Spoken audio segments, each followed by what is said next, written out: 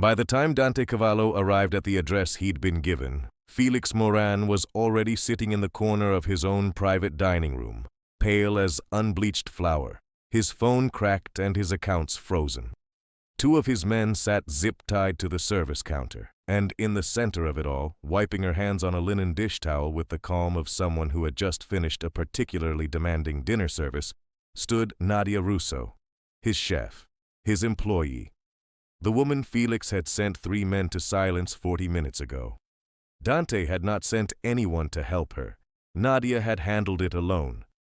This is the story of how a threat meant to end her became the single worst decision Felix Moran ever made, and how the man who had been watching her from a careful distance finally ran out of reasons to stay there. Nadia Russo had worked for Dante Cavallo for 14 months. She ran the kitchen inside the Cavallo estate on the north side of Chicago. A real kitchen, institutional grade, 3 prep cooks, a rotating menu for whatever gathering Dante needed catered. Before that, she had spent 6 years as executive chef at a Michelin-starred restaurant on the Gold Coast, where she had earned a reputation for being precise, unsentimental, and impossible to rattle during a service. She was a full-figured woman, broad shoulders, generous hips, the kind of presence that filled a doorway. And she moved through her kitchen like someone who had long ago made peace with taking up space.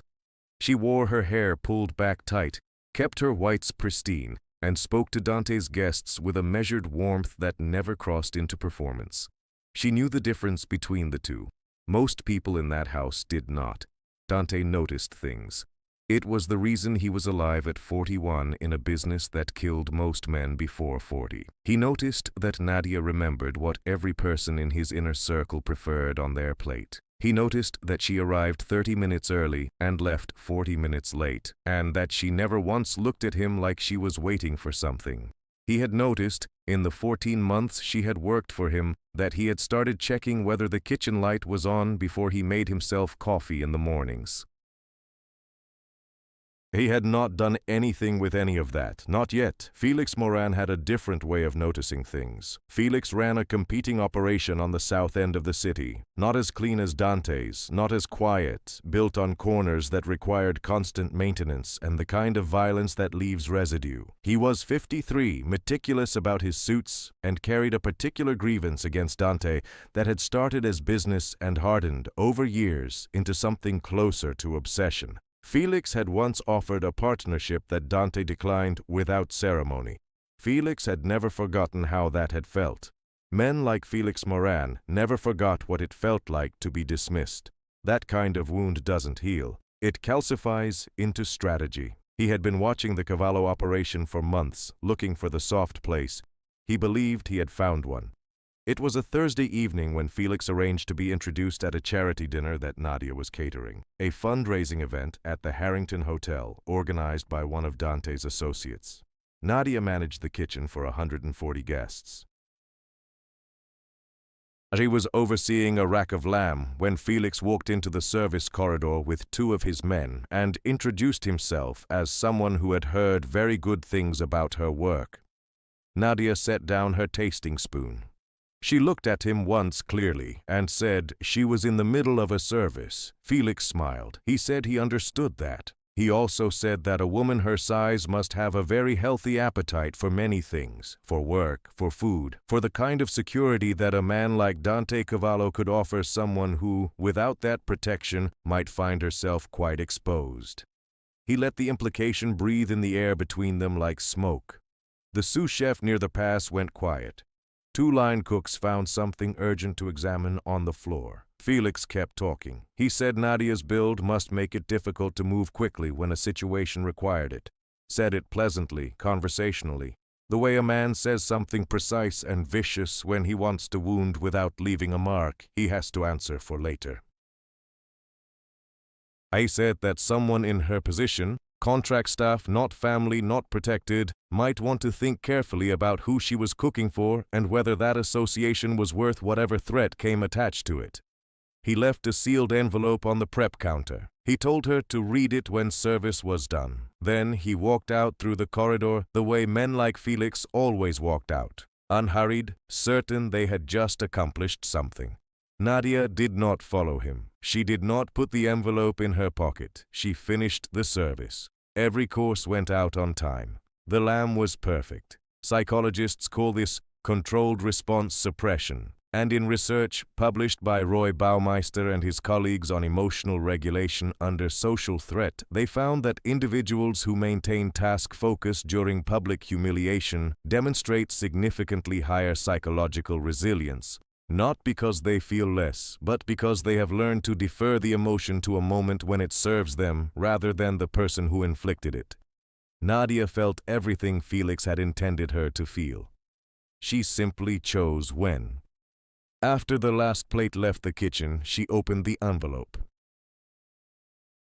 Inside was a single page, a demand written in the language of someone who had done this before. Felix wanted a full account of Dante's schedule, his security rotations, his private guest list for the following month. If she refused, the letter implied, her work history would become complicated. There were references to certain incidents at a previous employer. Not true, but detailed enough to require explanation. And there was an address where Felix expected her answer by midnight. Nobody in that hotel corridor understood what they had just watched Nadia Russo read and then fold, very carefully, and press into her apron pocket. She called no one, not Dante, not any of his men. She drove to the address herself. What Felix did not know about Nadia Russo, what almost no one knew, was that before culinary school, before the Michelin-starred kitchen, before Chicago, Nadia had spent 3 years managing supply chain logistics for a private security contractor operating in Eastern Europe and the Gulf.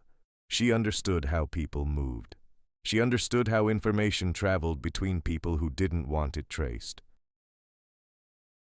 And she understood because she had spent 14 months inside the Cavallo operation with her eyes open exactly what Felix Moran's letter proved about the current state of his network.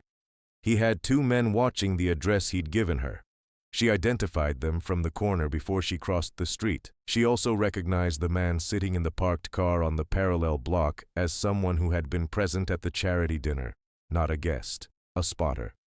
Which meant Felix had been watching the event in advance, which meant this was not improvised, which meant there was a larger play, and Felix had made the irreversible mistake of revealing the shape of it by sending her a letter with a verifiable digital origin point. Nadia was not a technical expert, but she knew someone who owed her a favor from a job she had handled quietly 2 years ago and never mentioned to anyone.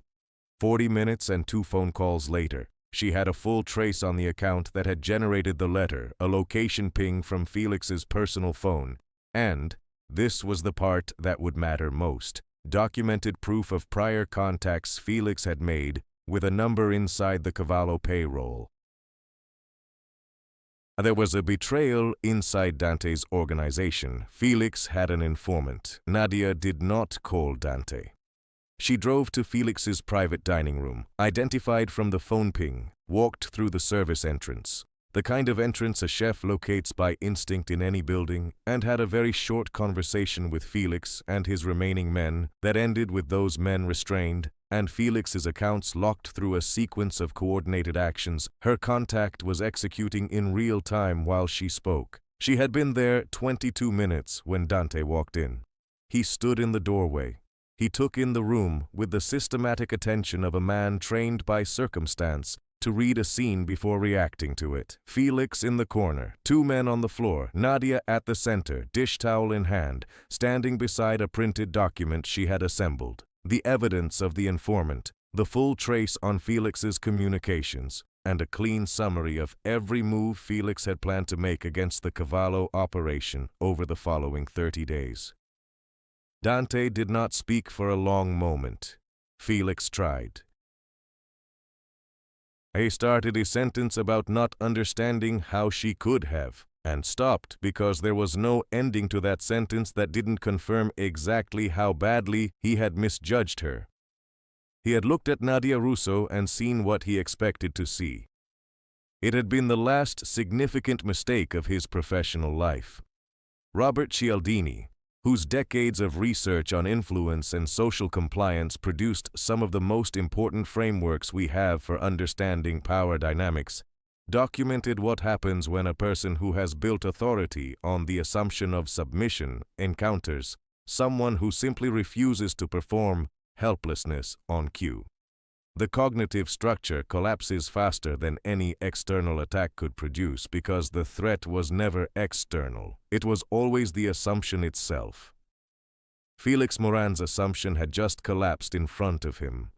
Dante walked past Felix without looking at him. He crossed to where Nadia was standing. He picked up the document. He read it carefully, the way he read everything, linearly, without rushing, missing nothing. When he reached the third page, something shifted in his face that Nadia had not seen there before. "The informant," he said. "Third page," she said. "Second paragraph." He looked at her, not the way a man looks at an employee, not the way a man looks at someone he has just decided to protect. He looked at her the way a man looks at someone who has just shown him something he realizes, with a specific and slightly disorienting clarity, he should have already known about her. What happened to Felix Moran in the weeks that followed was quiet and total. Not violent. Dante was too careful for that, and the documentation Nadia had assembled made violence unnecessary.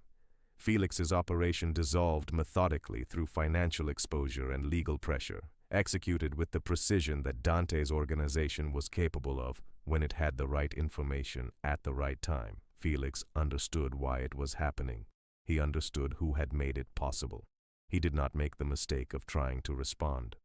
Dante closed the estate kitchen that weekend and gave the staff 3 days off. On the fourth day he came in early. Nadia was already there. He did not say thank you. Neither of them communicated that way. He set a mug of coffee on the prep counter beside where she was working and remained standing there in a way that said considerably more than coffee. Nadia picked it up without looking at him. "You could have called me," he said. "I handled it," she said. He was quiet for a moment. "I know," he said. And then, after another moment, in a quieter register, "That's the problem." She looked at him then. He was looking back in a way he had probably been calculating how to stop doing for quite some time now, the careful, assessing look of a man who has decided to stop being careful about exactly this one thing. "Stay," he said. "Not as a chef. Not as staff." The word held everything that had gone unsaid across 14 months of early mornings and kitchen lights, and a man who noticed things but had never before felt that noticing someone might be something he could let himself keep. Nadia set down her knife. She considered him the way she considered a dish that was nearly finished but needed one more decision before it was right. "I'm not going anywhere," she said. "Some people earn loyalty by offering protection." Dante Cavallo earned something rarer. He walked into a room, found a woman who hadn't waited for him, and understood immediately that this was the kind of person he had spent his entire career surrounded by danger trying to find.